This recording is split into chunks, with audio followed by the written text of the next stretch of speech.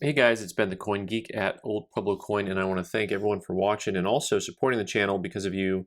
Between just watching, sharing, and liking, and also for those of you who are members, we are able to provide some of these things that we otherwise wouldn't do because we do a little bit of grading experiments, and specifically on this series of coins, we had one objective, and that was to see in today's day and age, at this moment in time, what NGC is going to call original toning and what NGC is going to call questionable color or artificial toning.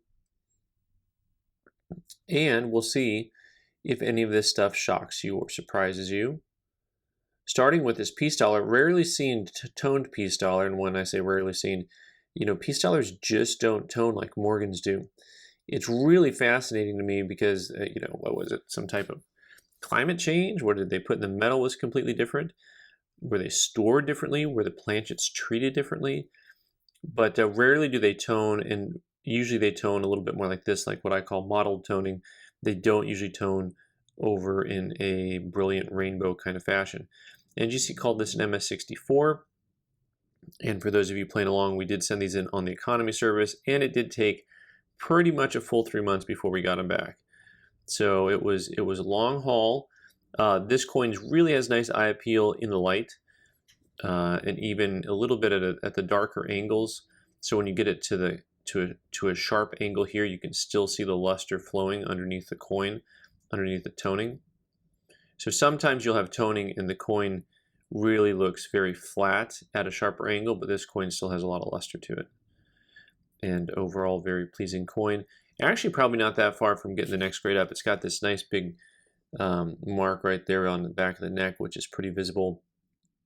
But overall, the coin I thought was really pleasing. There's fields. Sometimes it's hard to judge what the fields are going to look like or what the fields are going to grade at when you have all that toning blocking it. Next up, we've got another coin that was in what I would call album toning. I mean, the old Blue Whitman books that you would press the coin into, usually you'll see it look a little bit like this from a coin that's been pressed in. And it has really, really clean field out in front and cheek. You'll see the remnant of probably thumbprints. When you see those lines on there, that a lot of that toning has to do with what was touching it before. And so people would push their coins into those Whitman albums. The backside's got that fun little cobalt blue, gunmetal blue luster to it. Really nice, 1887. The 87s, I always look, there's a variety in 87/6, which is, you want to look for a little remnant of the 6 underneath the 7. And there'll just be a hoop of a line. Now this doesn't have it. This is not the variety. And but I always check them out because the variety is pretty scarce and valuable. And the back of the coin had a little bit less toning to it and a whole lot of nice eye appeal. You have just a touch of the toning around the periphery, and the rest of the coin has a little bit of a steely white color now. NGC called this MS64. Straight grade, no questionable color. This one I actually was hoping for a 65 on. I think that the coin is really quite nice overall, but not a bad coin. Now next up, we're starting on the reverse of this coin, and I'll just say this is the front of the holder. See, this is the back. I actually asked them to put the eagle forward, and they did. They were so kind to oblige because this was just something that really strikes my fancy. And I know that rainbow toning and brilliant rainbow toning is all of the rage, but this to me, the gentle hues with a slightly mirrored field to it, with, just call it strong contrast, if you will, has everything I want to see in a coin visually. It just, for me, the eye appeal is there.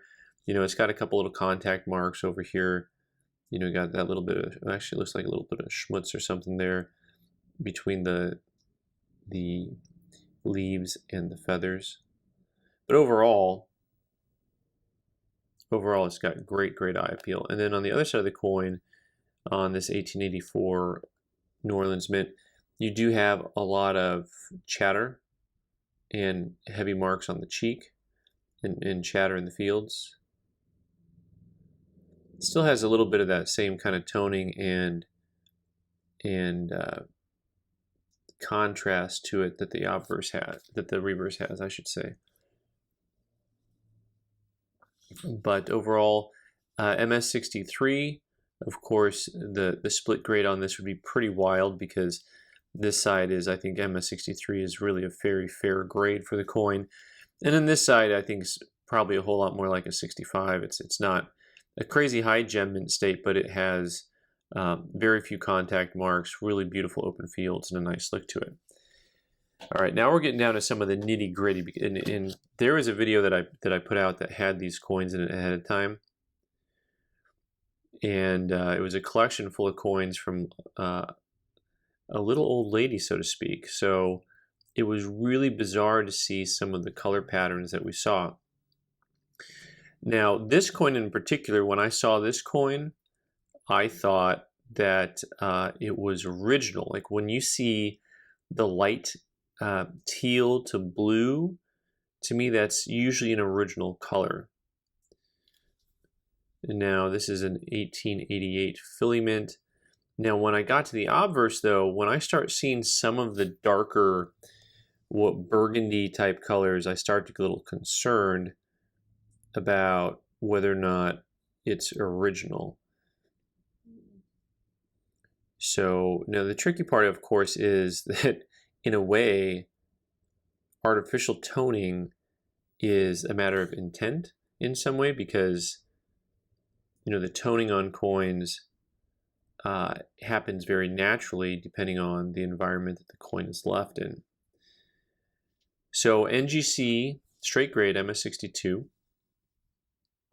and so overall this coin with a straight grade without anything saying artificial color or anything like that is going to be probably pretty expensive. I mean, the color stuff is crazy. I've had dealers looking through their cases, and coins that I used to look at and say, oh, this is probably a $75 coin because of the toning, when it used to be $40.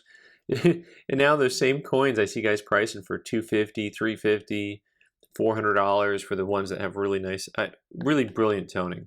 So I don't know what we'll do with this. Maybe I'll just put it on eBay and let you guys decide what it's worth.